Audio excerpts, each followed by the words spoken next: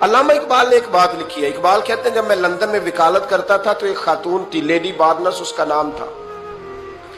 چھوٹے موٹے مقدمات لے کے وہ میرے پاس آتی تھی. بی بی ایک ہوٹل چلایا کرتی تھی. اس کا خامند جو تھا وہ فوج میں ملازم تھا. اقبال نے خود لکھا ہے, اقبال فرماتے ہیں کہ ایک دن وہ خاتون پھر کسی کیس کے سلسلے میں میرے پاس آئی. تو جب وہ آئی تو اس نے نقاب اوڑھا ہوا تھا, برقع کیا ہوا تھا. تو چونکہ اس نے نقاب اوڑھا تھا, مسلمانوں کی نشانی تھی. نقاب اوڑھنا کن کی نشانی ہے؟ اللہ آپ کو خوش رکھے. تو کہتے وہ نشانی چونکہ اہل اسلام کی تھی تو مجھے تجسس ہوا. میں نے کہا لیڈی خیریت ہے؟ میم صاحبہ یہ برقع پہنا ہوا ہے. تو کہنے لگی ہنس کے, اقبال مجھے پکا یقین تھا کہ آپ ضرور پوچھیں گے. تو میں نے کہا اچھا تو یہ برقع؟ تو کہنے لگی الحمدللہ میں مسلمان ہو گئی.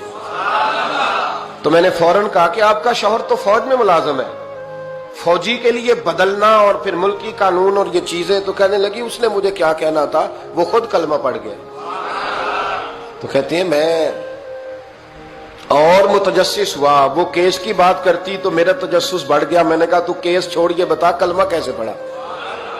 تو کہنے لگی اقبال اصل بات یہ ہے کہ میں نا بے اولاد تھی, خامد بھی بڑے اچھے پیسے کماتا, میں خود بھی ہوٹل چلاتی, پر ڈپریشن اور ٹینشن اور بلا وجہ کی پریشانیاں جان نہیں چھوڑ.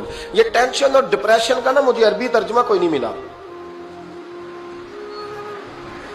یہ ڈپریشن اور ٹینشن کا نا میں نے تلاش کیا ہے, لیکن مجھے عربی لغت کے اندر ان کے معنی مجھے لگتا ہے کہ اس زمانے میں یہ چیزیں تھی ہی نہیں.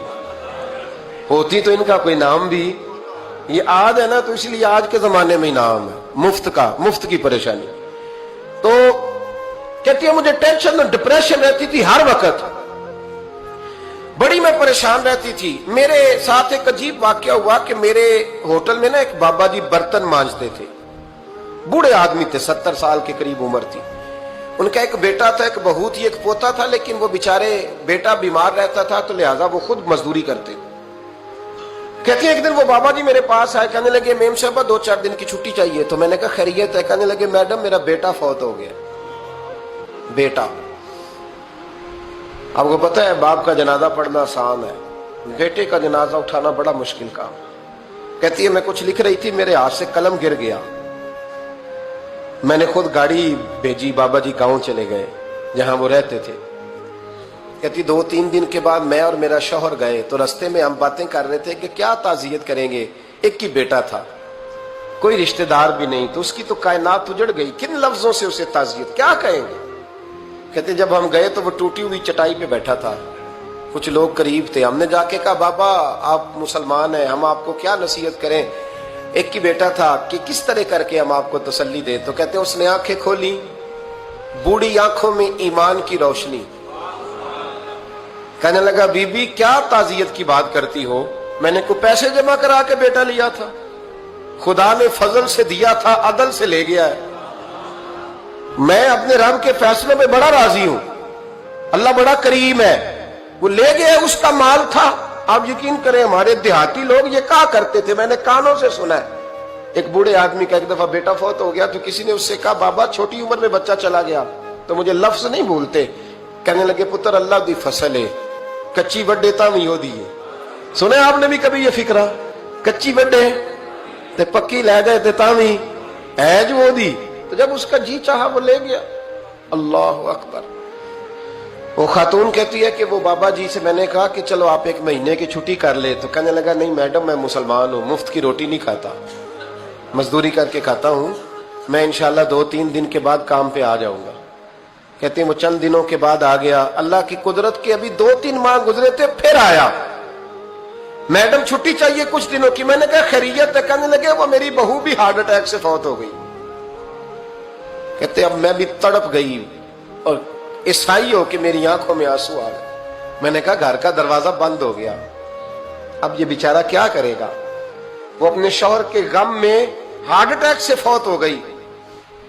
کہتے ہم پھر 2-3 دن کے بعد تعزیت کے لیے گئے. پھر ٹوٹی ہوئی چٹائی, بوڑھا نہ اپنی انگلیوں سے زمین پر کچھ بنا رہا.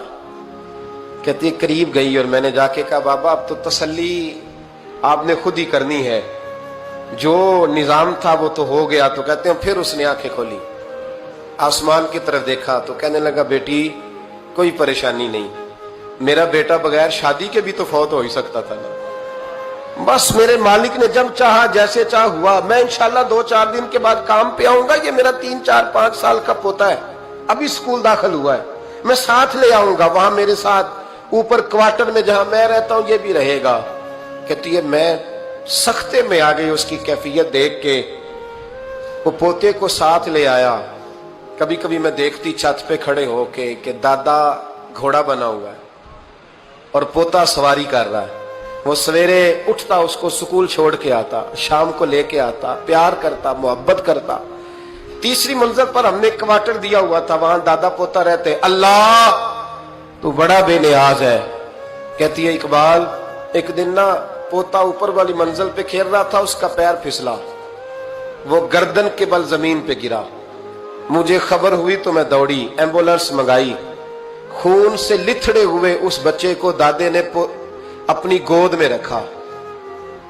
और जब हम अस्पताल की तरफ गए तो हॉस्पिटल बाद में आया, जनाबे इजराइल पहले आ गए और कहते हैं वो गोद में दम तोड़ गया। फिर दादे ने उसे अपने हाथों से गुस्ल दिया। फिर उसने अपने बूढ़े हाथों से कब्र खोदी और फिर मिट्टी डाल के कहने लगा इन्ना लिल्लाहि व इन्ना इलैहि राजिऊन। जे सोना ही मेरे दुख विच राजी, जे सोना ही मेरे दुख विच राजी। फिर सुख नु चुल्ले डावा। कहती वो मिट्टी डाली उसने और जब वो वापस पलटा तो मैं बाजू से थाम के होटल करीब लाई और मैंने उसके करीब कहा कि बाबा तू टूट गया है, तू बिखर गया है। मुझे महसूस होता है कि अब ना तेरी रातें और तेरी सुबहें और तेरी शामें गमों में गुजरेंगी। तो कहते हैं यूं उसने हाथ रखे और यूं आंसू छटक दिए। कहने लगा मैडम क्यों क्यों, मेरे अंदर कोई अकीदा नहीं, मैं कोई लवारस हूं, मेरा कोई रब नहीं, मैं क्यों परेशान रहूंगा, मैं तो पका हुआ फालू। थोड़े दिन गुजरेंगे कब्र में जाऊंगा और जब जन्नत में जाऊंगा तो अल्लाह मेरी बेटे से भी मुलाकात कराएगा, मेरे पोते से भी मुलाकात कराएगा, मेरा रब सारी मुलाकातें करा देगा। मैं अपने अल्लाह की रजा पे बड़ा राजी हूं। वो खातून कहती है मेरा और मेरे शौहर का कलेजा फटने लगा।